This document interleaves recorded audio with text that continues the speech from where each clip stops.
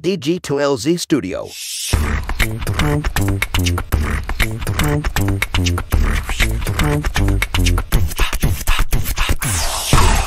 Ya, selamat pagi, siang, sore, atau kapanpun waktu yang teman-teman pakai untuk mendengarkan podcast ini. Kembali lagi bersama saya Panji di podcast Ngobrol Bisnis. Dan kali ini sudah bersama saya adalah Mas Aris Surya Mas. Halo Mas. Halo. Dan mensayangkan saham masyarakat. Jadi kita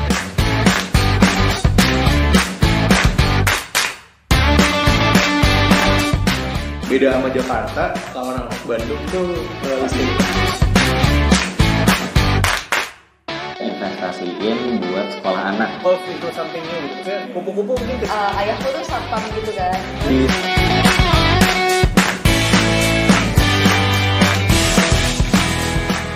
Aku tahu Mas Aris ini mungkin sebagai background awal ya, atau intro awal ya. Aku tahu Mas Aris ini gara-gara aku ikut kelasnya dari Bank Syariah Indonesia gitu, Talenta Wirausaha, dan Mas Aris ini memperkenalkan dirinya sebagai entrepreneur residence at Apple Developer Academy gitu ya. Ya, entrepreneur in residence. Oh, entrepreneur in residence ya, entrepreneur in residence. Nanti itu kita akan bahas apa itu sebenarnya.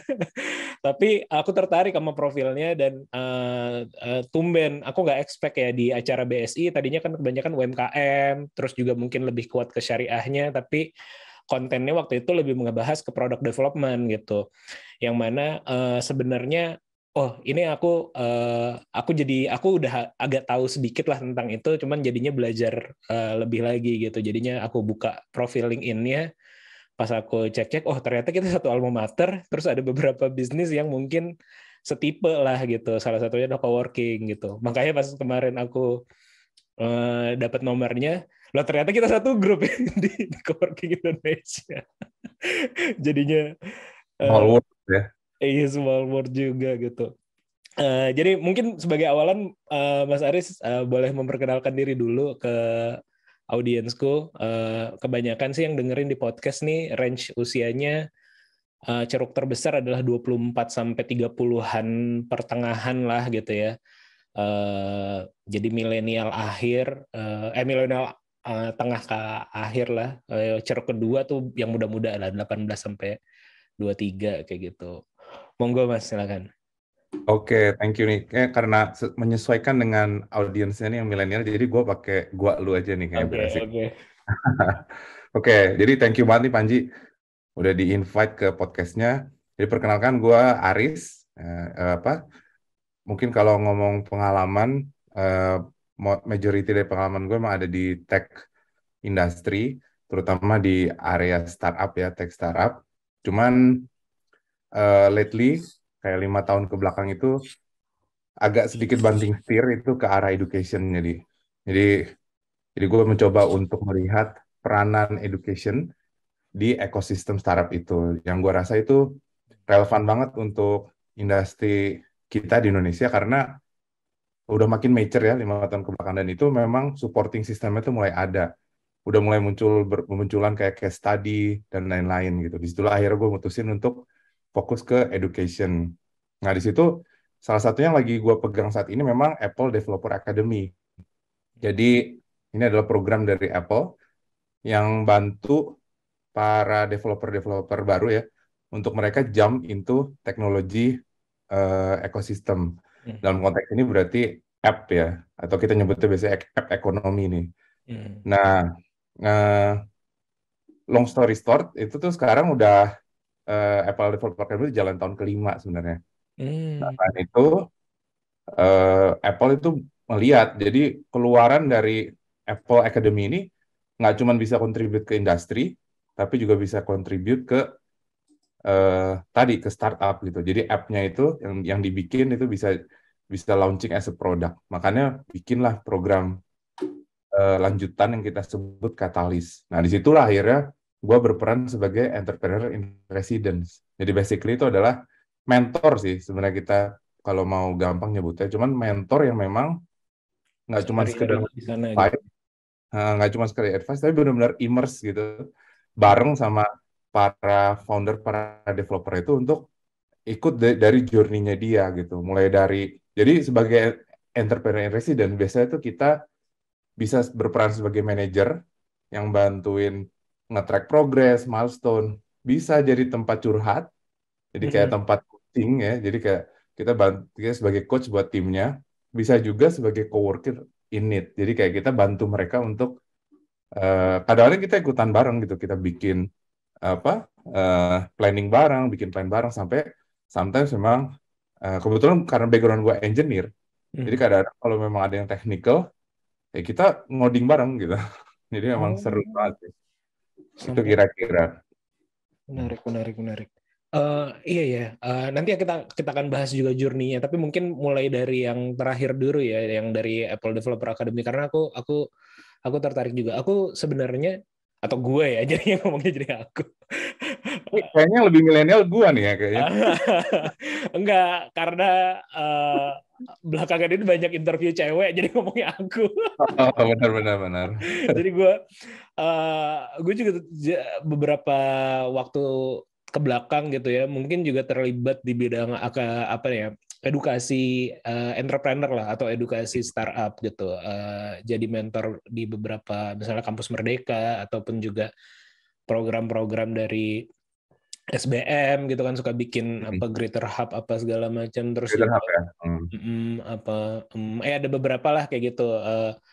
Cuman memang lebih fokus ke bisnis gitu. Jadi aku ngasih mindset gue ngasih mindsetnya mindset bisnis lah ke situ gitu, ke teman-teman gitu. Dan memang kebanyakan mentor as a mentor aja gitu ya, yang gue lihat ya, yang gue lakukan juga gitu. Kita ngasih advice, tidak terjun langsung seperti manage bahkan misalnya milestone, atau bahkan in a way tadi coding bareng, atau solving real problem bareng gitu. Jadi pengen tahu lebih dalam sih, berarti output yang diharapkan kalau dari Apple Developer Academy ini, sebenarnya apakah nanti Apple ini akan ibaratnya ada intake saham di mereka sehingga sampai sebegitu. Jadi kalau gue lihat kan, kalau di luar memang banyak yang kayak modelnya kayak startup studio gitu ya ibaratnya. Jadi kayak oke, gue founder yang cuma punya ide bisnis. Oke, lo masuk ke sini bayar service, atau gue take away si startup studio ini dibayar, atau ambil saham ke ide tersebut, lalu nanti ada tim engineer-nya yang ada di dalam, dan nanti jadi satu bisnis yang mereka in a way dapat duit dari jasa service-nya atau dari sahamnya yang mereka miliki. Tapi kalau Apple, apakah begitu atau bagaimana tuh?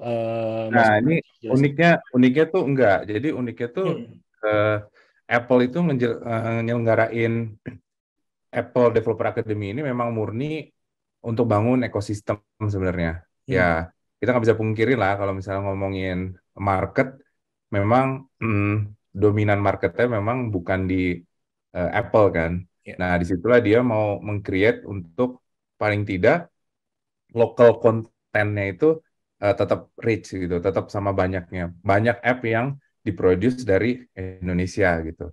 Nah, jadi dia pertama ngejar memang tadi ekosistemnya tadi kebangun melalui community pasti nomor satu. Terus nomor dua itu adalah ini adalah learning program sebenarnya. Jadi impact utamanya itu bukan dari outputnya kayak tadi app-nya, tapi justru dari tambahan knowledge ya, atau gap yang terisi dari knowledge dari para foundernya gitu. Nah, akhirnya bentuknya memang kayak scholarship. Jadi kalau memang teman-teman bisa lihat ya, mungkin Panji juga bisa, itu memang Apple punya banyak inisiatif yang fokus banget ke education.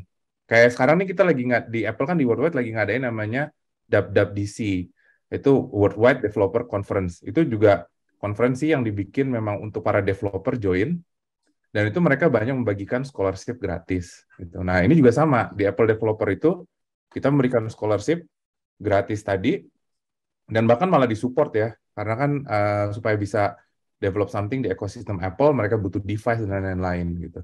Semua intellectual property dan knowledge yang diberikan yaitu for free, tetap milik dari foundersnya gitu. Itu memang nanti kita akan track progresnya, itu tetap kita akan track impact yang diberikan sama para developer sama para founders ini. Oke, berarti sebenarnya tadi ya bukan kejaran utamanya atau objektifnya bukan jadi berapa entrepreneur yang terhasilkan atau si bisnisnya akan sebesar apa gitu. Bukan yang utama, walaupun tadi ada ukuran-ukuran juga lah atau dipantau juga lah ya. Betul.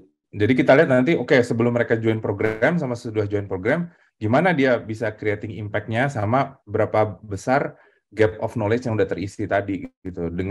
Dengan dipantau tadi kan, dapat mentor, dapat workshop dan lain-lain gitu. Jadi selain memang ada entrepreneur and residence tadi, itu juga ada workshop yang disebutnya itu mentor justru, karena mentor ini hanya fokus ke satu workshop, satu topik gitu yang bantuin gitu. Tapi good sih, emang Indonesia tuh sekarang, kalau bisa bicara, gue iri sebenarnya kalau dulu tahun 2011 mulai startup pertama kali tuh nggak ada support system kayak gini. Padahal padahal sama gitu journey-nya. Bahkan kalau Panji juga mungkin aware banget kan ada istilah namanya Valley of Death ya. Jadi kita tuh sebagai entrepreneur, dan itu berlaku nggak cuma di tech ya. I think di all of business itu kita sebagai entrepreneur akan menghadapi Valley of Death tadi, di mana effort yang kita keluarin besar banget, sementara profit, benefit yang didapat belum ada gitu, endurance kan main banget itu gitu.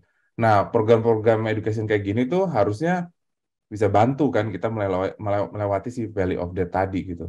2011 belum ada tuh, sekarang di Indonesia banyak banget bahkan gitu. Iya, betul. Iya, nanti kita akan balik lagi ke Apple Developer Academy-nya. Cuman karena tadi udah disinggung mulai bisnis ataupun terjun ke dunia tech itu dari dari 2011 ya berarti ya. Mungkin boleh diceritain juga tuh. Kalau gue lihat kan background-nya adalah teknik industri. Kita sebenarnya satu fakultas bahkan gitu. Gue tuh FT. Oke, dekat lah. Dekat. Kalau kalkulus masih sekelas lah. TPB masih sekelas gitu. Dan ada beberapa mata kuliah yang gue ambil ke teknik industri tuh kayak MRI ya, kayak dulu manajemen biasa industri itu ngambil ke TI. Terus apa ya lupa yang ada beberapa gitu. Waktu lulus S1 pada zaman itu 2003 mungkin lulus 2000 berapa Kang? Gue jadi manggilnya Kang nih. 2007.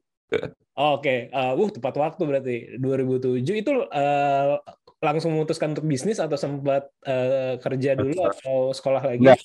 Jadi kalau TI kan istilahnya tuh ada istilahnya tuh kayak jurusan banci tuh. Kita kayak kita tahu banyak topik tapi cetek-cetek biasanya gitu. Nah, waktu itu memang gue memutusin untuk fokus ke IT ya. Jadi ke software engineering waktu itu. Jadi lulus sempat join dulu ke perusahaan as a consultant waktu itu. Tapi consultant tuh dalam hal engineering consultant lah waktu itu. Join sebagai profesional tuh hampir almost 3 tahun sih waktu itu. Baru habis itu lanjutin ke master. Waktu master udah fokus ke engineering memang.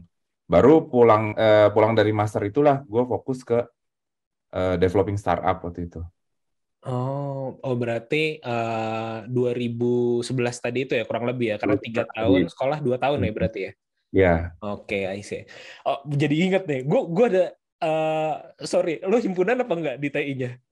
Himpunan MTI. Gue jadi inget, gue ada teman anak 2002 namanya Gema. Oh, kenal dong. Gema ada banget. 2002 Gema cuma ada satu Gema ya. Gema Narapati lah, dia terkenal dulu. Bener nggak? Ini gue konfirmasi karena sering-sering jadi bahan obrolan kita sebagai jokes gitu ya, bahwa dia tuh bikin buat angkatan dia tuh buat bawahnya berarti ya, lupa buat angkatan dia deh. Terus tapi itu berlanjut ke bawahnya, bahwa dia pernah bikin jaket alma maternya apa sih namanya, jaket himpunan ya, jaket himpunannya TI berubah warna. Iya karena dia buta warna jadi hitam. Jaket kita apalagi tuh ini abu atau apa? Iya, warnanya tuh nyaru antara abu-abu sama biru muda. Jadi ada satu angkatan yang jaketnya tuh beda sendiri. Nah, itu jadi satu angkatan itu beda sendiri. Jadi kita udah tahu banget tuh kalau itu tuh jaket angkatan 2002 gitu. Nah, itu karena itu warnanya tuh abu-abu sendiri, padahal harusnya tuh biru muda. Iya. Iya berarti bener ya, soalnya dia buta warna ngakunya gitu. Iya. Ya jadi out of ini. Jadi out of apa namanya. Oke, lanjut tuh ya. Berarti mulai 2011 itu Bikin apa tuh, Kang? Waktu itu kita memang ini ya namanya gue masih muda ya, masih cari jati diri juga. Jadi waktu itu kita basically simple waktu itu. Kita ngeliat di luar itu terutama di US sama gue kebetulan di Australia. Jadi di Australia itu lagi ada satu tren yang namanya itu group buying. Jadi kalau mungkin Panji atau teman-teman lain masih ingat tuh namanya Groupon, dulu terkenal banget. Groupon. Jadi di mana lu bisa dapat diskon gede tapi belinya tuh barengan. Dan kalau lu nggak belinya barengan, nggak tercapai satu angka kuota tertentu, itu diskon tuh nggak berlaku gitu. Diskon itu bisa gede-gedean banget ya. Jadi kayak 80%, 90%, tapi harus 100 orang yang beli gitu. Nah, itu tuh bisa di-enabler tipe diskon kayak gitu karena pakai teknologi internet waktu itu, pakai website gitu. Nah, ya udahlah kita pokoknya gampang. Kita copycat aja gitu. Pokoknya pakai metode ATM. Jadi kita lihat apa yang lagi di sana, kita bawa ke Indonesia sini, terus kita coba aplikasiin dengan beberapa adjustment ke market Indonesia. Jadilah waktu itu satu produk yang kita sebut itu Faladu waktu itu. Nah, sebenarnya metode kayak gitu, waktu itu memang udah mulai diikutin juga sih. Kalau teman-teman ingat ada kayak Rocket Internet gitu, yang dia coba bawa model-model bisnis yang udah proven di US, dibawa lagi ke market yang berbeda gitu. Nah, cuman memang ada side effect-nya. Side effect-nya adalah entry barrier yang rendah, jadi siapapun tuh bisa ngelakuin hal yang sama. Jadi waktu itu memang persaingan ketat banget sih. Jadi persaingan ketat banget, bahkan waktu itu udah sampai kurang sehat gitu. Jadi konsep group buying yang harusnya itu istilahnya kan kayak tadi kan bikin jadi akses terhadap satu produk jadi lebih mudah karena bisa diakses dengan murah. Dan karena rame-rame tadi gitu, itu jadi nggak berlaku kalau waktu itu. Jadi pokoknya benar-benar ngejar diskonnya aja gede-gedean. Nah, disitulah persaingan ketat mulai banyak yang tumbang waktu itu. Gue inget banget waktu kita bawa model itu, Daily Social tuh sampai bikin listnya gitu. Berapa startup yang memang copycat gitu. Itu listnya sampai 25. Dia ada 25 startup yang exactly ngikutin kayak gitu. Terus dari sosial memang di situ lucunya memang bilang, kita lihat nih siapa yang akan tumbang, siapa yang akan mulai itu. Nah, waktu itu mulai tumbangnya adalah pada saat Groupon-nya, jadi yang dari US itu, datang langsung ke Indonesia. Dia mau meng-acquire gitu. Nah, pada saat meng-acquire itu kan ya otomatis dia akan lihat nih mana yang paling perform gitu. Dipilihlah waktu itu, namanya tuh Disdus waktu itu. Disdus di-acquire sama Groupon. Begitu di-acquire, udah otomatis yang lainnya kalah. Waktu itu kita punya pilihan antara kita tutup atau kita pivot. Nah, itu kita milih untuk kita pivot. Akhirnya kita pivot, di situ kita lihat, ternyata tuh yang paling deal-deal kita nih, jadi diskon kita yang paling traction yang paling bagus itu adalah di travel, di kategori travel. Ya udah kita ngefokusin waktu itu menjadi full jadi online travel agency gitu. Jadi kita udah punya marketnya, tinggal kita shifting aja produknya jadi produk travel gitu dan dilengkapin gitu. Waktu itu belum ada tuh Traveloka dan lain-lain gitu. Jadi kita waktu itu udah mulai gitu jualan tiket, Traveloka belum. Bahkan waktu kita pivot kita bakal ngobrol langsung sama Natali. Kalau tahu Natali Hardianto kan. Ngobrol sama Natali. Natali belum kepikiran bikin tiket waktu itu kayaknya. Waktu itu masih bikin dia namanya Urbanesia. Iya, Urban. Yang waktu itu yang habis itu di-acquire sama Kompas kan gitu. Nah, udah kita fokus ke situ gitu. Sampai akhirnya another story nih gitu. Jadi waktu itu muncul tiket, muncul Traveloka. Kita terlalu berambisius. Jadi kalau ngomongin produk market fit sampai kita tutup itu Faladu si perusahaannya, itu produk kita masih mencari si produk market fit itu, something yang holy grail-nya di startup itu kan yang masih susah untuk ketemu gitu. Cuman kita keunikannya itu. Jadi kita berkali-kali pivot lah. Iya, menarik. Berarti ini range-nya 2011 sampai berapa tuh? Kita start kan 2011 sampai si Faladu ini kita tutup itu di 2015 akhir, 2016 itu. Oh, 2015-2016. Justru malah ketika momen-momen mulai rame ya, maksudnya betul. Maksudnya dari sisi investor udah mulai melirik Indonesia kan 2000 2014 atau 2015 belum terlalu gencar lah gitu kan. Tapi ketika 2015 kan kayak Gojek dapat investment gede, Bukalapak udah masuk ini juga gitu ya. Jadi masa di mana udah mulai masuk Series A, udah masuk fase growth. Gitu. Kita waktu itu gue nggak berhasil tuh mencapai ke fase growth tadi gitu. Tapi kita udah sebenarnya udah nunjukin sih ada beberapa produk evidence bahwa kita udah product market fit gitu. Jadi banyak produk kita tuh banyak yang udah repeat. Kita juga punya market yang udah cukup besar ya, active usernya dan lain-lain gitu. Cuman memang masuk ke fase growth itulah yang lain cerita lagi itu. Oke.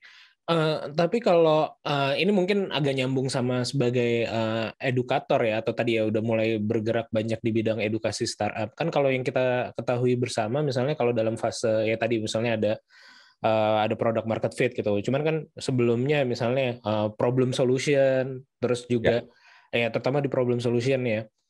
Apakah tadi kan cerita oke, kita awalnya mah ATM nih.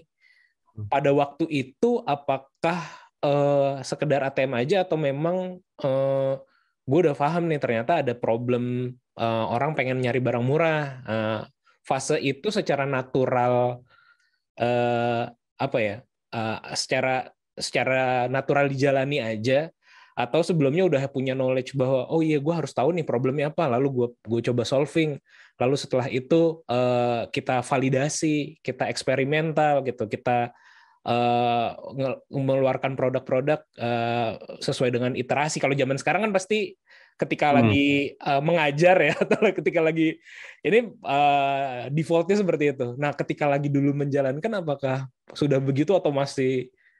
Kalau menurut gue sebenarnya metode ATM tuh masih valid ya. Maksud gue kayak bukan berarti itu metode yang salah, itu approach yang menurut gue tuh masih tetap bisa dilakuin gitu. Karena tadi ada fase modification tadi kan. Jadi pada saat kita memodify tadi, di situ kita memulai iterasi tadi. Jadi mungkin kita validasi solutionnya lagi, terus kita datang dengan solution konsep yang baru. Dan habis itu kita apply kan, jadi kita bikin jadi solusi yang solusi yang sesuai dengan marketnya gitu. Nah jadi definitely sebenarnya bisa banget untuk itu dipakai, tetap ada iterasinya. Nah, cuman yang perlu diperhatikan adalah proses validasinya gitu, karena biasanya yang miss itu di validasinya gitu. Ada beberapa yang kita istilahnya jump to solution. Karena kan kalau misalnya product development yang benar kan di fase ideation itu kan kita punya fase empati kan. Kita ngosongin gelas kita benar-benar ngelihat user kita butuhnya apa, terus dari situlah kita baru rumusin solutionnya. Sedangkan kalau ATM tadi kan pada saat kita datang ke user, kita sebenarnya udah punya solusinya, sesuatu yang kita bawa tadi. Nah itu yang kadang-kadang tuh para founders itu ngeblur pada saat validasi gitu, entah itu bisa jadi kebawa ego gitu, terus habis itu pengen buru-buru, atau ya proses research-nya itu nggak valid gitu, usernya itu kita nggak benar-benar empati gitu ke usernya, akhirnya yang bikin solusi tadi nggak benar-benar termodifikasi, ada banyak hal yang sebenarnya nggak cocok untuk market kita, itu langsung diimplement aja gitu. Nah itu sebenarnya kita cepat sih untuk menganalisa itu. Salah satu adalah kenapa kita pikir itu cocok buat market Indonesia, karena di Indonesia kan UKM-nya powerful tuh. Jadi kita punya banyak UKM, kita punya banyak brand lokal. Waktu itu masih sedikit, walaupun masih sedikit tapi ada lah gitu. Nah kita pikir tuh cocok buat brand lokal. Bayangin deh kalau misalnya ada satu brand lokal gitu, apalagi di Bandung ya, ada satu distro gitu. Terus di distronya ini pengen masuk ke market kan. Nah, dan dia tuh kalau mau masuk ke market pasti punya resiko dong. Bisa aja resiko kayak kalau dikasih diskon, resikonya kan nanti customer itu cuma nyari diskon terus nggak balik lagi gitu. Atau kalau misalnya nggak pakai diskon, akhirnya lambat misalnya nggak dapet marketnya. Nah sebenarnya dengan metode group buying ini jadi bisa bikin satu alternatif masuk ke market tuh lebih mudah dengan cara ya udah kasih diskon tapi kan ada assurance bahwa sejumlah orang itu tercapai, orangnya banyak gitu. Nah nanti terus habis itu dengan jumlah orang banyak tadi juga pasti bisa diatur gitu loh, retention-nya kayak gimana. Retention tuh jadi kayak berapa orang yang balik nanti setelah dia kasih diskon tadi. Dan itu bisa jadi metode awal lah paling nggak perlu sering-sering melakukan group buying tadi, tapi tetap bisa untuk let's say launching produk baru di tes di group buying tadi gitu. Cuman kenyataannya nggak begitu. Itu kenapa ya? Karena yang masuk waktu itu banyak banget, konsep group buying-nya jadi beda gitu. Akhirnya orang cuma ngejar diskonnya aja. Dan kita tuh sebagai sesama pemain di group buying saling mengejar kayak pokoknya gimana dapetin diskon gede untuk brand-brand yang memang udah terkenal, bukan buat UKM tadi gitu. Kalau untuk brand-brand terkenal kan nggak perlu lagi dia dapetin sejumlah customer yang banyak karena dia udah cukup awareness-nya udah tinggi gitu. Yang butuh kan justru UKM-UKM tadi. Makanya konsep group buying itu harus cocoknya buat UKM gitu. Nah itu nggak dapet sih. Nah pelajarannya sih itu sih. Jadi I think pas validasi itu kita harus benar-benar berempati ya ke usernya untuk bisa benar-benar tahu apa yang benar-benar mereka butuhin, bukan sekedar ATM tadi. Itu. I see. Oke. Ya tadi menarik sih sebenarnya ya prosesnya. Karena kalau gue juga termasuk yang ya tadi mungkin di zaman mulai bisnis sebenarnya dari lulus kuliah gitu ya, dan tidak ada edukasi yang kayak tadi tuh, yang kayak sekarang banyak gitu kan.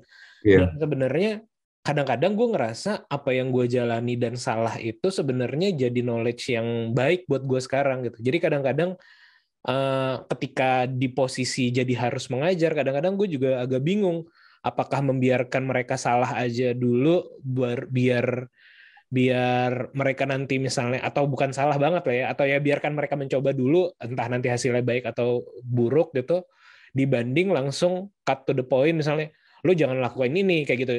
Jadi seringkali dalam dilema tersebut, makanya gue pengen mencari validasi atau bertanya lah, ketika dulu Kang Aris nih melakukan proses research lah atau melakukan apa yang dikatakan sekarang apa enggak kayak gitu sebenarnya. Karena kalau gue kalau gue misalnya ngajar, oh jangan, lo harus tadi melakukan proses yang baik dulu. Tapi sebenarnya pada zamannya gue tidak melakukan itu gitu. Jadi takut kayak lo aja dulu nggak melakukan, lo salah-salah nggak apa-apa gitu. Jadi kayak apa jangan-jangan membiarkan salah itu adalah edukasi yang baik kayak gitu. Ada pendapat nggak terkait dengan itu? Menurut gue dua-duanya valid ya. Amin bisa aja kayak itu tadi kan, karena di masa lalu kita nggak ngelakuin, and then kita fail gitu. Dari fail itu kita belajar, and then proses itu yang kita share gitu. I think dua-duanya sih valid sih. Walaupun kita dulu nggak ngelakuin, tapi kita reflect kan. Jadi justru di proses reflect-nya itulah kita jadi tahu pelajarannya apa, dan kita share. Walaupun ya itu tadi mungkin beberapa orang akan lihat, lu kan dulu nggak ngelakuin itu gitu. Justru kita pengen lu nggak ngelakuin itu, nggak kayak gua gitu. Sebenarnya itu sih. Iya betul. Tapi sebenarnya kalau gue baca ya yang di sini ya, Valado ini juga nggak failed dengan gagal banget, karena ini kan kalau gue baca sempat di acquire by Wego ya. Wego kan termasuk travel yang cukup besar, nggak tahu sekarang masih eksis atau enggak, cuman pada zaman itu kan masih Wego masih besar gitu. Terus juga ada merger juga ya di 2014. Berarti ini exit dengan oke pada zaman itu atau bagaimana? Kalau ini udah boleh diceritain kan lah ya, udah boleh. Iya, dalam perjalanan memang kita sempat di acquire sama Wigo. Waktu itu ukurannya cukup besar sih di zamannya lah. Tapi kalau di sekarang mah kecil banget gitu. Karena sekarang kalau kita lihat kan kayak pre-seed aja bisa sampai $1 million kan. Pre-seed aja udah sampai hampir kayak ada yang 6 sampai 8 juta $1 million tuh udah hitungannya masih seed gitu. Nah, kalau dulu jauh banget gitu. Nah, tapi dulu ya kita hitungannya zaman dulu tuh lumayan besar sih. Kita sempat waktu itu di-acquire sama Wigo, karena memang kita ngelihat market travel tuh waktu itu butuh di-educate, effortnya cukup besar gitu. Jadi kayak belum kayak sekarang ya, kalau ya itu kan yang merevolusioner itu kan si tiket sama Traveloka sebenarnya. Nah, cuman waktu itu orang memang belum gitu terbiasa beli tiket secara online dan dilakukan itu self-service kan. Dulu kan pasti lewat travel agent. Iya. Nah, itu kita sebenarnya masih operate like a travel agent, terus tapi lewat online gitu, lewat e-commerce gitu. Nah, disitulah terus habis itu kita di-acquire sama Wigo untuk mengekspand sebenarnya coverage kita. Terus along the way ternyata berubah kan marketnya. Satu, waktu itu marketnya belum siap sebenarnya kalau untuk apa namanya secara komplit ya, lu end to end perjalanan tuh belinya online gitu. Waktu itu tuh belum siap gitu. Di situ di sini yang menurut gue tuh again another my failure itu adalah kita nggak bisa open up lah ya. Kita nggak bisa open up bahwa menerima bahwa marketnya belum siap gitu. Kita waktu itu ngerasa bahwa marketnya itu udah siap kok gitu. Mungkin ini pelajaran berikutnya adalah MVP. Jadi kalau misalnya Panji ingat kan, kalau misalnya ada banyak tuh di apa anekdotnya, kalau lu bikin MVP kan bukan berarti kayak kalau lo end produk lu mau bikin mobil, and then lu bikin MVP lu adalah sebuah sasis dan 4 roda gitu, tanpa atap, tanpa apa, kan bukan gitu. Sebenarnya konsep MVP itu kan harusnya kalau memang lu mau bikin mobil, and then ya lu start mungkin dengan bikin bajai dulu kali gitu misalnya, yang rodanya baru 3 segala macam, tapi udah ada atapnya, udah ada apanya, and then orang bisa ngerasain gitu. Kita juga sama. Kita waktu itu pengen mengubah experience orang pada saat planning travel sampai dia perjalanan travelnya gitu. Tapi kita langsung radikal gitu. Kita langsung bikin, bayangin lu booking end-to-end travel tapi semua online. Termasuk dalam ada akomodasi, meals, dan lain-lain. Padahal waktu itu yang ada di kepala customer kan mungkin kayak, wah gimana nih, gue kan harus nyesuaiin ini apakah halal atau enggak makanannya. And transportnya nanti gimana gitu, hotelnya mau ganti-ganti gitu. Itu kita wrap up dalam satu paket waktu itu. Customer-nya belum siap, pasti orang butuh ketemu orang, ketemu konsultan, ngobrol, nanyain satu persatu. Akhirnya nggak scalable dalam arti kita butuh banyak sekali operator, customer-nya nggak bisa self service, dan paket yang kita bikin itu selalu aja harus di-customize. Itulah akhirnya begitu nggak scalable, kita nggak bisa tumbuh waktu itu. Jadi investment yang kita dapatkan pun juga nggak work out gitu. Nah disitulah akhirnya kita second pivotnya gitu. Second pivotnya itu dengan cara kita mau coba tambahkan yang namanya unsur sosial tadi. Makanya akhirnya kita merger dengan satu travel waktu itu yang memang dia kuat banget unsur sosialnya. Namanya itu Burufly waktu itu. Kita merger dengan harapan produknya bisa produknya Burufly dan produknya Valado bisa dikombine menjadi satu produk yang lebih market fit tadi. Karena asumsinya kan tadi kan orang ngebooking travel tadi itu butuh unsur human di dalamnya. Kita tambahin unsur sosial tadi. Waktu itu kalau nggak salah lagi zaman banget juga open trip. Open trip itu jadi yang satu orang yang dia mengorganize buat teman-teman lainnya. Jadi kita perginya tuh as a group gitu. Nah, tapi waktu itu memang udah sadarnya kita udah lama sih. Jadi waktu itu kita nggak dapet runway-nya nggak cukup, sehingga even kayak produknya belum jadi, kita udah harus tutup dulu. I see. Kalau boleh tahu berarti ketika ini acquire itu by Wigo itu berarti masih identitasnya masih Valado ya? Masih Valado ya. Oh jadi bukan acquire jadi Wigo Indonesia atau apa kayak gitu ya Mas? Lebih tepatnya jadi semacam kayak bisnis unitnya. Jadi kayak e-commerce business unitnya dari Wigo. Karena Wigo tuh core bisnisnya dia meta search. Jadi kayak lu bisa nyari and then nyari tiket pesawat gitu, tapi lu belinya bukan di Wigo gitu. Nanti Wigo hanya melisting siapa aja sih yang menjual tiket pesawat dari satu kota ke kota lain gitu, for example. Iya.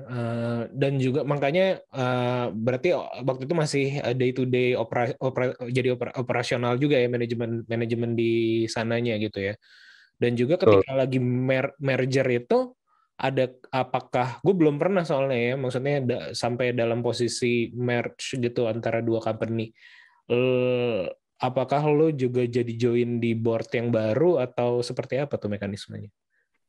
Iya, jadi kalau di merger itu nanti otomatis board-nya jadi satu kan. Waktu itu memang satu hal yang kita juga tidak sadarin. Itu juga jadi lesson learn juga, di mana merger dua perusahaan tadi ya, merger dua perusahaan itu bukan semata-mata merger sebuah produk, tapi kita nge-merge culture dan orang-orang semua di dalamnya kan. Nah di situ aja tuh udah banyak konflik sebenarnya yang harus ditanganin gitu. Termasuk kayak tadi Panji bilang, kayak nentuin nanti siapa yang akan jadi megang role CEO, CTO dan lain-lain gitu. Nah itu aja butuh waktu gitu. Nah, waktu itulah yang akhirnya boro-boro kita mikirin produknya akhirnya, karena untuk mikirin organisasinya aja udah ngabisin waktu yang cukup signifikan gitu. Akhirnya pada saat kita harusnya ngerunning produknya, ya our runway itu udah habis gitu. Akhirnya kita mutusin waktu itu untuk exit. Oh, I see. Ya, menarik. Itu pengalaman yang menarik banget sih sebenarnya. Dan tapi memang apakah dulu ketika bikin atau build si Valado ini dengan mindset ala startup yang zaman sekarang, atau pada waktu itu juga ya? Maksudnya kejarannya adalah untuk jadi serial entrepreneur gitu. Jadi maksudnya oke, gue build something in the certain time, nanti gue akan cabut dan bikin something yang baru, atau itu sudah dalam pikiran, atau ketika baru memulai ya ini jadi ya lihat nanti, baru nanti kita lihat seperti apa kayak gitu. Kumaha engke gitu kalau orang-orang Sunda gitu. Ada plan gitu. Waktu itu kita memang mikirnya tuh Valado tuh our baby ya. Jadi kayak founder yang benar-benar idealis lah waktu itu pemikirannya. Kita di mana bikin ini produk kita, this is our baby, kita nurture. Even kayak mikirnya long term tadi, nggak kepikiran sama sekali untuk build for sale gitu. Itu memang nggak ada waktu itu. Cuman again journey-nya bisa berkata lain kan. Perjalanan itu akhirnya kita mencari what's the most visible way untuk exit tadi. Dan exit itu juga bukan semata-mata untuk ngejar kita, juga what's the best for Valadonya sendiri gitu. Waktu itu kira sih kayak gitu. I see. Tapi akhirnya yang merger terakhir itu akhirnya diputuskan untuk akhirnya di close aja di 2015 itu ya. Iya betul. Jadi memang merger itu telat sih. Jadi kalau misalnya bisa turn back time, itu kita telat sih untuk respon to change-nya tadi. Jadi kayak harusnya tuh kalau memang harusnya kita tuh iterasinya harusnya bisa lebih cepat gitu. Kita ngevalidate terus cepet dapetin bahwa ini failed, terus kita harus bounce back dengan cara salah satunya tadi misalnya merger ya, terusnya bisa lebih cepat. Nah cuman kita ngelakuin itu tuh telat gitu. Karena telat itulah akhirnya jadi double ya. Jadi kita udah telat, pas kita nemuin solusinya yang kita pikir visible terus kita merge, ternyata kita come up with another challenges gitu. Karena harus merge culture-nya, orang-orangnya dan lain-lain. Udah ke-merge, udah mulai kebentuk, waktu kita udah habis. Waktu itu kita nggak bisa nunjukin produknya ya. Akhirnya nggak sempat gitu untuk bisa go to the next funding run gitu. Akhirnya kita mutusin untuk exit waktu itu. Oke. Setelah itu buka chapter baru apa lagi nih? Bikin something lagi kah atau kayak gimana? Ya di situ sebenarnya since the beginning ya, sejak S2 sebenarnya itu memang gue tuh punya passionate besar di education sebenarnya. Jadi memang udah sering ngajar. Waktu itu sempat juga jadi faculty di Prastamulia Business School. Jadi di Prasmul gitu. Nah terus jadi memang waktu itu kita mutusin semua yang all founders untuk I think we need to step back. Terus ya kita coba reflect sih. Nah, kalau gue sendiri memang mutusin untuk masuk lagi ke education. Waktu itu go back to Prasmul sebagai dosen lagi. Beberapa founder gue yang lainnya itu juga ada yang join other company gitu. Ada juga yang mulai startup baru lagi tapi memang fokus dengan scope yang kecil gitu. Oke. Gue tarik mundur dulu karena tadi lupa nanya ya. Kalau di Valado itu ini rata-rata first time founder atau? Nah, first time founder. Jadi first time founder baru pada dua diantaranya, kita 3 founder ya. Dua diantaranya baru beres S2, terus dan semua dengan ambisi yang gede banget dan ego yang gede banget juga. Jadi kebayang itu. Take away-nya apa tuh kalau bisa ngelihat dari first time founder terus lulusan masih mending S2 lah gitu. Dibanding yang S1 jauh lebih wise mungkin ya. Ada. Betul sih. Jadi memang take away-nya itu ego sih. Ego tuh nomor satu ya. I mean, at the end of the day tuh mungkin ini gue ngambil quote kalau culture yang dibikin sama Gojek kali ya. Jadi it's not about you gitu loh. Jadi at the end tuh it's not about you gitu. Jadi kayak kita tuh creating produk ini tuh bukan buat memuaskan ego kita gitu loh, tapi harusnya tuh going back to solving problem based on user problem ya tadi kan, and then creating impact gitu. I think itu yang kita tuh miss banget, yang kita belajar banyak di situ gitu. Yang itu jadi reflection banget gitu. Nah karena dengan kayak tadi ya, dengan konsep tadi ATM itu memang rentan banget itu kita bermain di ego di situ. Jadi bukan dalam rangka untuk solving problem, try to validate solutionnya gitu, tapi malah karena ego kita gitu. Kita pengen memang produk ini ada karena memuaskan ego gitu. Itu yang pelajaran paling besar sih. In terms of as a founder ya, work with another co-founder gitu. Iya menarik. Oke, kalau gue lihat yang di LinkedIn ya, di 2015 itu bikin product evangelist and shareholder di Belsby, terus juga sama bikin yang Good Space Coworking ini ya. Itu boleh diceritain mungkin atau bagaimana? Karena akhirnya beririsan ya dua-duanya 2015 ya. Iya, jadi memang setelah itu kan gue balik ke ini edukasi ya, balik ke kampus gitu ngajar. Cuman memang again gue butuh self development kan. Jadi kalau orang bilang tuh sebagai dosen tuh jangan cuma pinter ngamen gitu, tapi song listnya harus ditambah gitu. Nanti kalau ngamen ya lagunya lagu itu terus gitu. Nah memang salah satu yang gue terus gali untuk self development gue sendiri adalah dengan tetap menjalankan passion gue sebagai entrepreneur gitu. Nah, teman memang waktu itu scope gue tuh memang nggak terlalu besar. Jadi gue memang since the beginning of venture-nya itu memang kita orientasinya ke profit gitu. Jadi kita nggak ngejar growth, tapi dari awal kita ngeliat bahwa mana yang paling visible. Dan kita maintain growth-nya itu ada walaupun lambat gitu. Nah, selain itu, gue juga memang banyak sekali terlibat di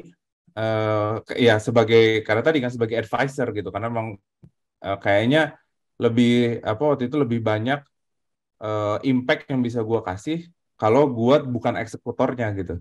I think gue bisa bantu in terms of advisor, pengalaman sebelumnya, termasuk best practice gitu yang bisa dirumusin bareng instead of sebagai eksekutornya. Nah disitulah akhirnya banyak tuh ketemu beberapa founder-founder keren yang memang gue akhirnya ngebantu di sana. Fokusnya itu lebih kebanyakan memang di produk waktu itu. Nah salah satunya memang adalah Belsby sama lokal brand Asia. Belsby itu kalau Panji dan teman-teman tahu tuh, Belsby itu mirip dengan model Rent the Runway ya di US, di mana mereka tuh menyewakan designer item yang relatif itu biasanya mahal, tapi dia sewain dengan harga yang lebih affordable. Jadi user-user yang memang dia aware banget ke fashion, dia bisa dapetin itemnya dengan cara yang lebih murah gitu. Kalau lokal brand Asia itu sebenarnya ini omni channel. Jadi waktu itu memang one of pionirnya sih. Waktu itu belum ada beberapa pemain yang main di omnichannel. Waktu itu lokal brand Asia udah masuk ke omnichannel. Mereka bikin supaya yang namanya inventory management dan order management termasuk customer ya. Customer management itu bisa mudah dengan berbagai macam channel yang ada saat ini termasuk di marketplace. Belsby ini foundernya Indonesia atau? Foundernya Indonesia semua. Jadi memang sejak itu gue memang fokus banget ke ekosistem startup di Indonesia. Kebetulan memang di kampus Prasmul itu kan juga fokusnya memang ke entrepreneur ya. Jadi mostly startup yang gue work with sama bantu untuk advice itu semua di Indonesia. Oh iya, enggak soalnya pas tadi dengar penjelasannya kayak ada teman yang pernah kerja di startup seperti itu, tapi kalau nggak salah foundernya tuh orang Eropa atau orang mana gitu. Ada, jadi memang setelah Belsby Indonesia launching juga kalau nggak salah tapi. betul, jadi setelah Belsby launching itu ada beberapa startup dari luar yang sama ya modelnya itu salah satunya adalah Style Theory gitu, itu juga masuk ke Indonesia memang. Oh iya. Soalnya dia engineer, dia developer sih di Jakarta, tapi memang mirip gitu tadi. Oh apa? Tapi gue ingetnya dia tuh foundernya orang Italia dan memang orang apa ya? Orang fashion gitu. Orang-orang ya inilah orang-orang seni kayak gitu-gitu ya, orang-orang fashion gitu. Cuman lupa namanya. Oh kayak gitu ya, Belsby. Lalu berarti itu advantage jadi dosen juga ya sebenarnya. Kalau gue lihat ya, maksudnya bisa jadi ini adalah mahasiswa dulunya gitu kan, atau misalnya ketika lo di kelas ngajar gitu, mereka bikin bisnis something yang kayaknya lo secara personal tertarik gitu untuk join lebih atau untuk membantu lebih gitu kan. Ini berapa banyak yang akhirnya jadi join seperti ini atau bagaimana? Ya. Jadi kalau dibilang advantage itu sekarang gini, kalau dosen kan as you know kan memang ada yang namanya ada tridharma perguruan tinggi kan, yang dimana satunya memang pengabdian masyarakat. Jadi memang give back lah to community. Jadi memang gue happy banget sih ngelakuin itu. Jadi karena di proses itu gue juga belajar sebenarnya. Karena to be honest, founder Indonesia nih makin sini tuh makin keren gitu, mereka makin karena mungkin didukung banyak hal lagi ya, infrastruktur lah, tapi support sistemnya gitu, ekosistemnya juga makin matang. Jadi mereka bisa punya solusi-solusi yang keren. Dan situ gue juga banyak belajar sih, way of thinking dan lain-lain gitu. Jadi nomor satu, yes, definitely advantage. Tapi bukan advantage dalam hal yang tadi itu, nggak semuanya itu memang langsung ke material gitu loh. Jadi ada banyak yang gue memang offer for free gitu. Jadi memang advice for free tadi gitu. Nah, ada juga beberapa yang akhirnya gue chip in atau join ke startupnya itu as a shareholder gitu. Dan itu I think itu namanya juga sebagai advisor ya. I think sebagai advisor juga butuh portfolio kan. Jadi I think it's really good untuk build portfolio juga, at the same time juga give impact gitu ke community gitu. Nah jadi I think it's mutually beneficial sih, both for gue sebagai advisornya maupun para founder tadi gitu. Iya betul. Dan lagi-lagi maksudnya ekosistemnya udah enak banget gitu. Kalau dulu zaman dulu kita mulai kan memang belum, mencari mentor aja sulit gitu, mencari apa segala macam gitu, mencari source of knowledge gitu. Mungkin di Amerika udah maju, tapi di sini siapa yang bawa metodologi kayak gitu masih sulit kan. Jadi ya kebersalingan lah tadi. Ya. Dan kita butuh kan, at the end kalau ekosistemnya berkembang, nanti semua orang yang ada di dalam ekosistem itu harusnya dapat benefitnya juga. Oh iya betul. Dan tadi ada salah satu poin yang menarik juga yang gue tangkep ya, bahwa ketika memulai something yang baru ini lo sudah mencoba mencari bisnis yang profitable gitu, atau yang memang revenue-nya jelas lah, bukan mengejar yang growth lagi. Apakah itu salah satu lesson learned dari yang sebelumnya juga, atau memang ya udahlah karena gue sekarang juga udah mulai ngedosen, nyari yang firm dan dan sekarang kan lagi rame banget ya masalah yang startup yang tipikal mencari bisnis model atau mencari growth dulu gitu, sementara fondasinya belum kuat kayak gitu. Waktu itu yang melandasi apa tuh hal tersebut? Ya benar sih. Jadi nomor satu memang founder itu bisa punya pendekatan yang bisa beda tadi. Tapi walaupun pada akhirnya tuh bisa jadi tuh berujung yang sama gitu. Misalnya contoh kayak tadi, kita mau fokus dulu ke profitable lah di depan gitu. Nah, tapi nanti at some point ada masa di mana persaingan mulai terjadi gitu. Jadi kompetisi di industrinya makin banyak, muncul pemain baru, akhirnya butuh growth juga. Tapi yang growth juga sama kan. Kita mau ngejar growth dulu supaya jadi market leader, tapi at some point nanti lu harus profit juga anyway gitu. Jadi kalau gue sih ngeliat tuh dua-duanya pendekatan yang ujungnya bisa jadi sama, cuman memang tergantung preference dari founder yang mau kayak gimana gitu. Nah kalau buat gue sendiri itu memang sebelumnya kan gue udah ngerasain tuh gimana ngejar growth tadi, langsung mencoba untuk menjadi market leader dan lain-lain. Dan di situ memang ada satu proses yaitu fundraising tadi gitu. Proses fundraising itu tuh yang to be honest kalau buat gue sendiri cukup exhausting gitu loh. Jadi capek banget gitu proses itu. Nah itu yang mungkin menjadi preference gue untuk memilih untuk fokus dulu ke profitable dari awal gitu. Iya, menarik.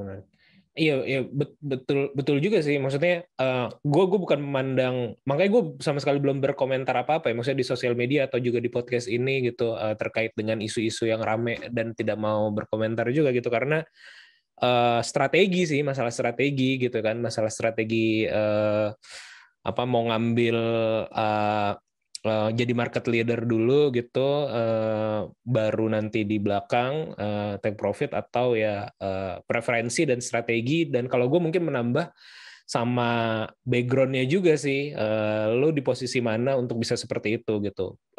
Kalau common people kayak gue kayak gitu mungkin ya yang rasional adalah yang bisa mendatangkan keuntungan di hari pertama kalau bisa kayak gitu kan, sehingga bisnisnya bisa berputar dan mengambil mengembangkan bisnis berdasarkan profit yang kita ambil dari profit yang kita ambil dari situ gitu. Rasional gitu. Mungkin bagi teman-teman yang memiliki network yang lebih oke atau juga background dengan advantage lebih oke, kampusnya oke gitu kan, biasanya itu parameter-parameter yang intangible ya kayak gitu. Itu jadi bisa menambah posisi untuk bisa ambil strategi lain kayak gitu. Kalau menurut gue sih seperti itu, dan ya makanya belum berkomentar juga terhadap isu yang ramein dan ini juga banyak teman-teman juga soalnya jadinya nggak enak kalau mau komen. Ya itu kayak sama peliknya kayak makan bubur mau diaduk atau Iya, tapi menurut gue kalau boleh kalau gue tambahin dikit ya berkomentar terhadap yang sekarang rame itu, kalau menurut gue sebenarnya ada kontribusi salah dari media juga sih, terlalu overrated terhadap investment, terus juga ketika lagi naik itu syukuri, tapi ketika lagi jatuh disyukurin kayak gitu kan, jadi ini juga ya tapi ya media selalu benar. Oke, lanjut lagi dikit ya. Good Space Coworking Space. Nah ini kita mulai mungkin hampir di waktu yang bersamaan nih ya. Gue bikin Ruang Reka itu Desember 2014 lah kalau nggak salah. Iya betul, Desember 2014 ya, roughly Januari lah baru mulai operasional kayak gitu ya, baru mulai ada yang datang kayak gitu-gitu. Good Space ini gimana ceritanya nih? Iya, kalau Good Space itu uniknya dia organik. Jadi organik itu as in awalnya kita memang nggak berniat untuk membuka coworking. Jadi waktu itu kita beberapa startup yang memang gua advice, dan mereka itu memang relatif kan masih kecil ya, termasuk BLSB. Kita waktu itu lagi nyari office space waktu itu, dan kebetulan memang market dan timnya itu kebanyakan ada di Tangerang Selatan. Akhirnya kita ngelihat ya udah kita coba aja cari satu tempat yang memang jadi center kita. Dapatlah kita pas secara budget dan lain-lain. Cuma ternyata tempat itu tuh besar banget. Nah, karena besar itulah akhirnya kita berpikir untuk gimana ya kita bisa utilize. Waktu itu memang coworking itu, budaya coworking itu lagi naik-naiknya ya. Yeah. Ya waktu itu karena apa? Termasuk ya WeWork dan lain-lain tuh yang kita tahu apa filmnya nih baru keluar kan. Seperti apa WeCrash itu loh. Waktu itu budaya yang dibawa sama WeWork tuh memang kental banget kan apa budaya coworking tadi. Nah, di situ kita ngelihat kalau gitu kita manfaatin utilisasinya dengan cara kita sewain. Jadi sebagian tuh kita pakai, tapi sebagian lain tuh kita sewain, sekaligus kita build the community. Karena kita waktu itu ngelihat memang kalau coworking itu core-nya itu ada di community itu. Toh sekarang kita ada apa waktu itu ada 3 startup sih. Ada 3 startup, udah ada satu atap nih. Why not kita buka untuk beberapa teman-teman lain yang mungkin mau join gitu. Ya udahlah kita build waktu itu. Nah, sampai akhirnya si startup yang gua advice itu malah makin gede kan. Mereka akhirnya udah punya kantor sendiri gitu. Nah, di situ si Good Space ini malah terus ngembangin gitu. Khususnya waktu itu untuk Tangerang Selatan sih, karena memang di Tangerang Selatan belum ada gitu. Dan secara lokasi kita tadi kan karena fokusnya itu community, secara lokasi juga waktu itu pas karena waktu itu dekat banget dengan komunitas teman-teman mahasiswa yang memang baru mau memulai gitu loh, baru mau mulai ke startup gitu.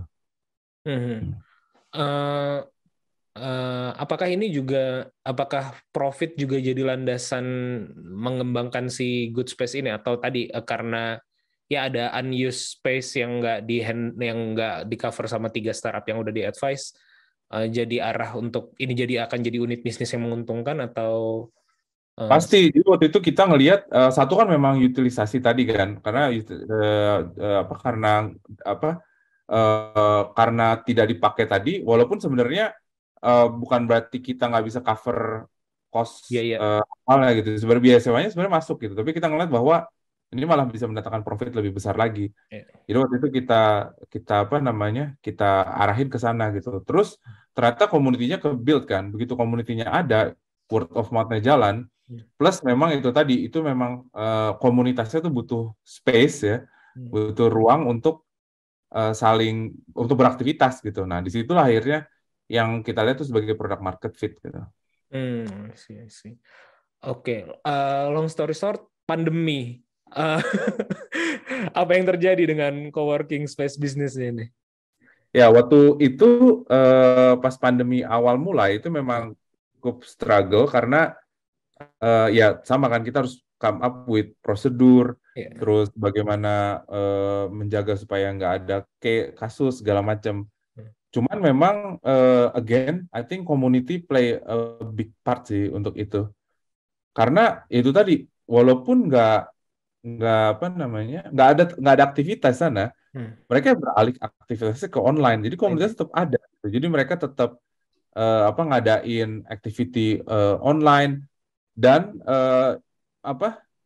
dengan lucunya tuh gini loh, dengan tetap membership-nya tuh jalan terus gitu. Jadi mereka membership hanya untuk dapetin supaya bisa gabung ke komunitasnya gitu, supaya bisa dapat akses masuk ke kelas-kelasnya, ke beberapa aktivitas yang diadain secara internal gitu-gitu.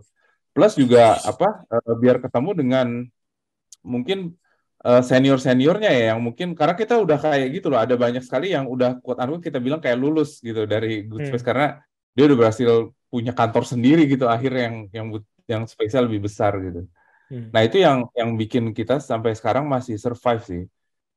Walaupun again ya, kalau misalnya dibilangin growth jauh ya, kalau misalnya dibandingkan dengan beberapa coworking lain memang growth-nya lebih kuat gitu. Kita memang fokusnya benar-benar lokal, ya, fokus hanya ke Tangerang Selatan, dan itu even kayak komunitasnya pun juga spesifik gitu. Kita kebetulan deket kampus UIN waktu itu, dan kampus UIN juga cukup kuat ininya ya, entrepreneurship community-nya gitu. Nah, itu yang bikin kita bisa survive. Jadi kuncinya itu ada di managing community-nya tadi. Nah, sekarang udah mulai pulih kan. Nah, di situ udah mulai lagi akhirnya ada tadinya hybrid sampai akhirnya udah mulai kapasitinya tuh dibuka lagi hampir 100%. Oke. Kalau di grup Coworking Indonesia kan sering banyak bahasan masalah apa ya, cafe versus coworking apa ya, terus coworking masih relevan kah dan seterusnya. Pandangannya gimana nih, Kang? Iya, ya. Jadi kalau gue lihat sih sebenarnya apa coworking itu sekarang udah jadi kayak just office space sebenarnya. Jadi kayak karena itu tadi karena eh, gini nggak beda gitu kayak misalnya karena gini satu eh, konsep coworkingnya itu udah makin luas kan. Jadi kayak konsep coworkingnya itu bukan lagi something yang spesial. Jadi kayak even orang-orang yang dulu mungkin apa nggak coworking sekarang juga udah coworking. Itu pertama. Terus kedua eh, kantor-kantor juga sekarang sudah menerapkan konsep coworking. Jadi coworking space itu udah jadi nggak lagi punya competitive advantage gitu loh yang sama gitu. Nah sekarang akhirnya ada di mana? Kita sebenarnya ngejar akhirnya ujungnya ke community itu tadi gitu. Jadi harusnya tuh sekarang coworking itu sudah mulai menspesialisasikan dirinya gitu. Jadi udah nggak bisa lagi pakai coworking itu sebagai competitive advantage. Kenapa ya? Karena coworkingnya sendiri itu udah bukan lagi jadi spesialisasi kan. Semua orang juga udah apalagi kayak sekarang nih lagi setelah pandemi even kayak gitu kan. Orang bisa kerja di mana aja. Terus kedua office space juga udah memposisikan diri kayak coworking dengan open space, terus habis itu nggak ada yang namanya dedicated kan, everyone can choose wherever they want to work gitu. Nah akhirnya gimana? Nah kok spesialisasinya itulah yang penting gitu. Misal contoh akhirnya kan ada banyak coworking yang sekarang jadi kayak maker space, jadi kayak mereka fokus ke kayak industri gitu. Jadi mereka fokus banget ke di sana ada alat-alat yang bisa bantu kita developing produk kita gitu, kreatif produk gitu. Ada yang fokusnya lagi ke mahasiswa banget gitu misalnya. Ada yang lagi fokusnya ke kemana gitu. Itu menurut gue sih harusnya udah mulai ke sana ya, kayak mencari spesialisasi kemana gitu. Nggak bisa lagi yang umum. Kalau yang umum nanti kayak tadi Panji bilang mungkin jadinya iya apa bedanya dengan kafe dan lain-lain gitu. I think ada lagi nih misalnya kayak coworking yang fokusnya ke women entrepreneur, ke moms gitu. Jadi di dalamnya mungkin ada daycare-nya gitu-gitu. Nah, I think harusnya udah mulai mikir ke sana ke spesialisasi tertentu yang bisa jadi competitive advantage ya. Iya betul.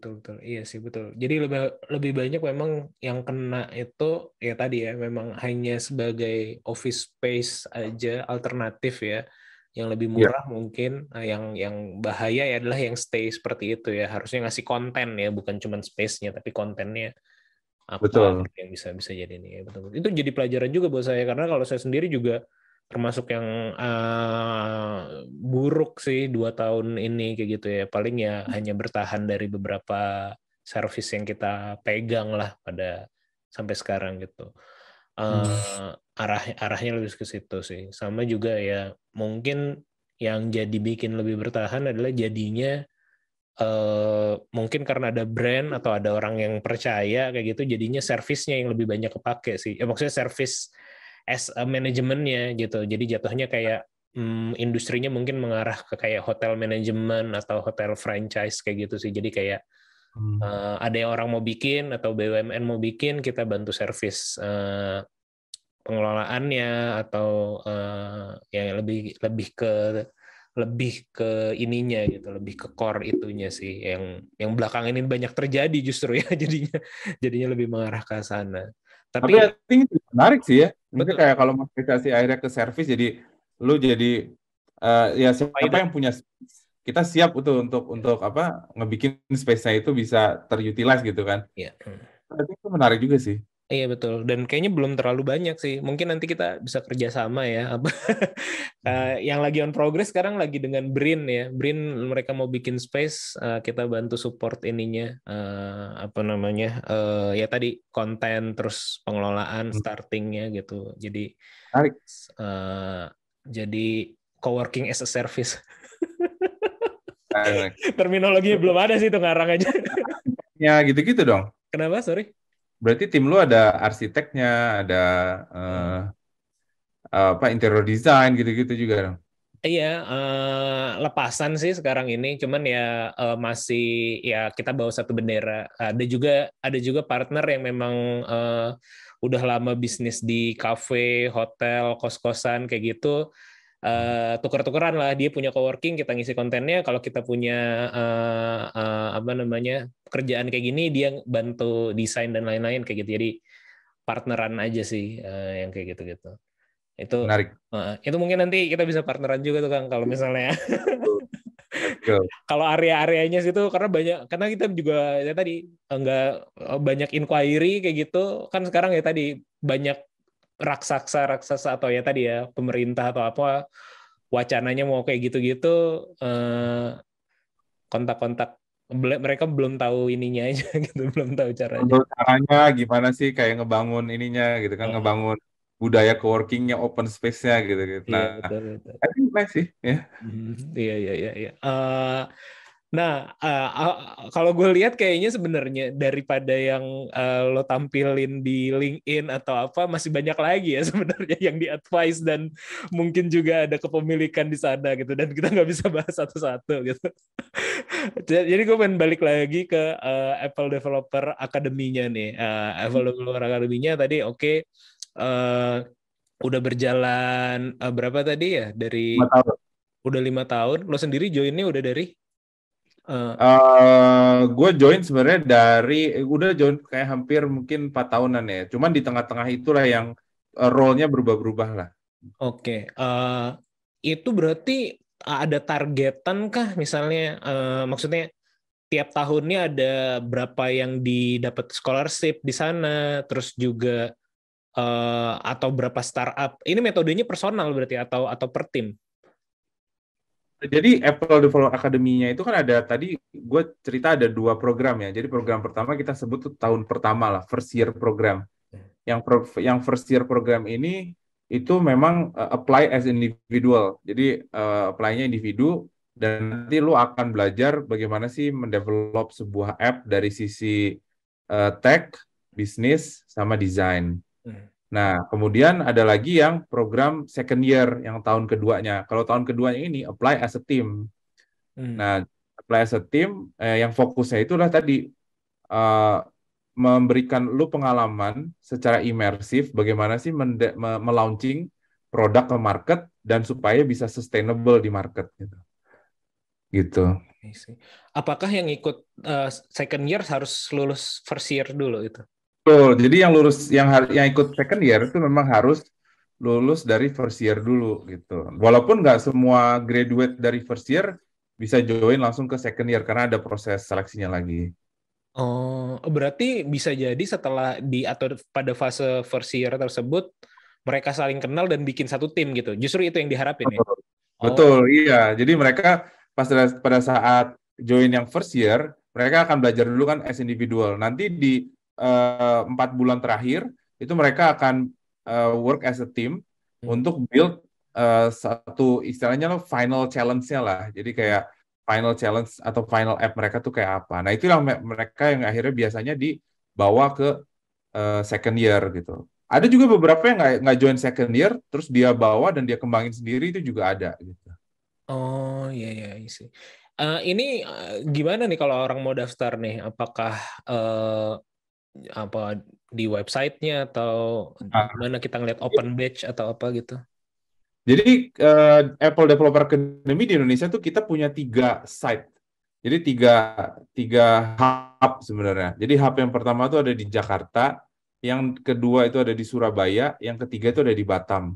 Jadi memang fokusnya itu pengen bisa mengcover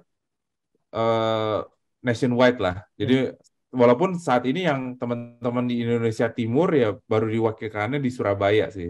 Nah, kalau Jakarta ya as a center, terus kita mengcover Jawa dan teman-teman yang ada di Barat, Sumatera dan lain-lain itu bisa di Batam sebenarnya. Gitu. Nah, itu bisa cek dari mana? Sebenarnya bisa ini sih, bisa googling sih. Bebas mau daftar yang kemana nih. Teman-teman bisa cek mana yang paling pas buat mereka. Kalau yang teman-teman di Jakarta pasti daftar yang di Jakarta. Kalau yang di Surabaya, Indonesia Timur bisa di Surabaya. Nah, di setiap site itu Apple tuh bekerja sama sama satu institusi biasanya. Nah, kalau di Jakarta kerjasamanya dengan BINUS, yang di Surabaya tuh kerjasama dengan Universitas Ciputra, sedangkan kalau yang di Batam itu kita kerjasama sama Infinite Studio. Infinite Studio itu kalau teman-teman tahu yang bikin Crazy Rich Asian. Infinite Studio. Makanya tadi tuh sebenarnya pengen nanya, kok ada sih beberapa startup misalnya startup tech yang cukup oke gitu dari Batam gitu yang gue kenal ya. Tapi pemilihannya apakah karena dekat Singapura atau segala macam? Ternyata partnernya itu ya Infinite Studio memang ada di Batam ya sebenarnya. Betul. Oh, I see. Berarti itu spesifik hanya untuk kalau yang di Jakarta dan Surabaya hanya spesifik untuk mahasiswa BINUS dan Ciputra atau umum? Enggak. Jadi bisa buat umum. Jadi di bisa semua buat umum. site tadi bebas buat umum.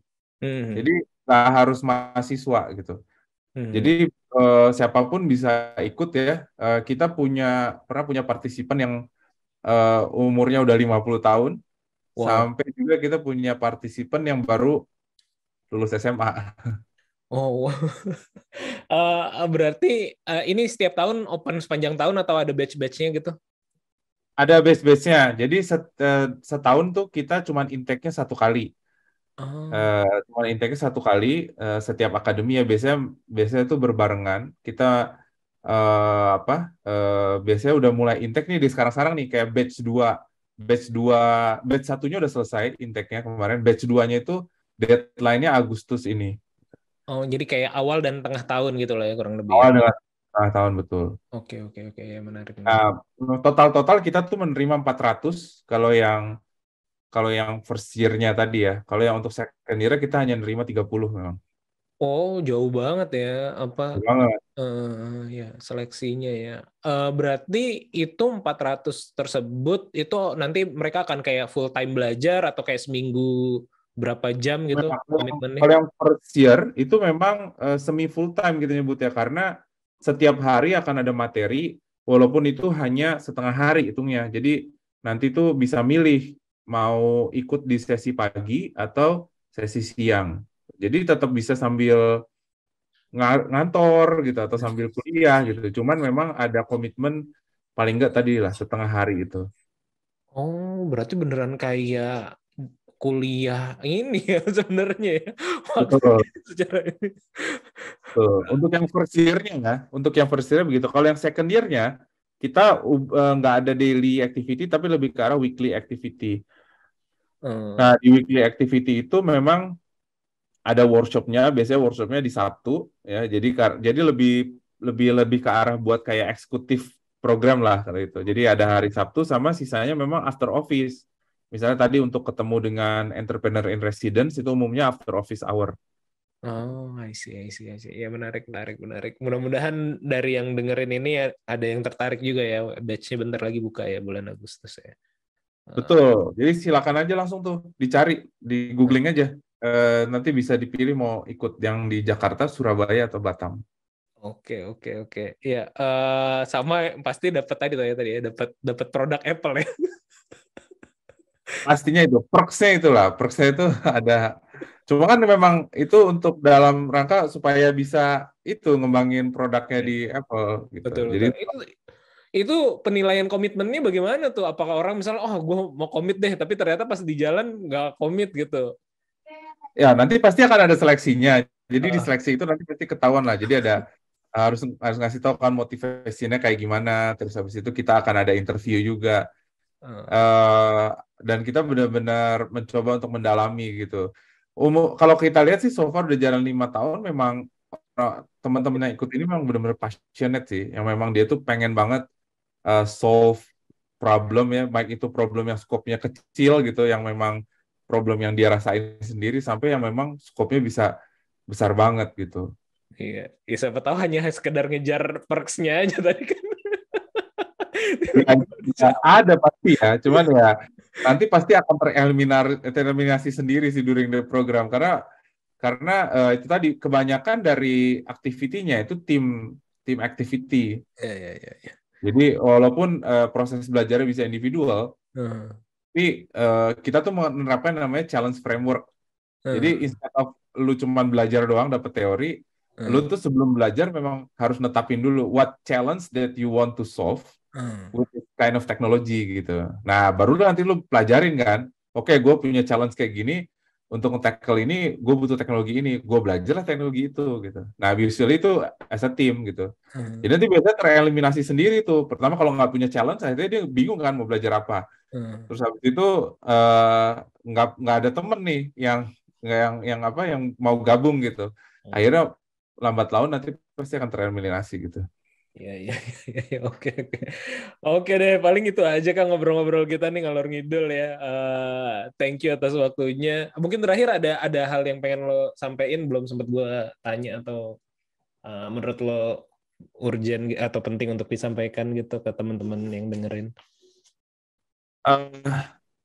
Ya, I think itu sih karena ini konteksnya bisnis, jadi memang mungkin gue mau lempar ini aja reflection question aja kali ya. Jadi kayak at the end kalau memang kita mau ngejalanin nge-scaling bisnisnya, itu memang tadi it's not about you. Jadi ada beberapa pertanyaan yang biasa selalu gue tanyain kayak kapan sih lu terakhir kali itu ngerubah pikiran lu berdasarkan feedback orang lain gitu. Kalau misalnya udah jarang, jangan-jangan lu udah jarang dengerin orang gitu. Jadi lu udah kemakan ego sendiri. Terus kapan terakhir lu belajar tentang diri lu sendiri tapi dari orang lain gitu, dari feedback orang lain gitu.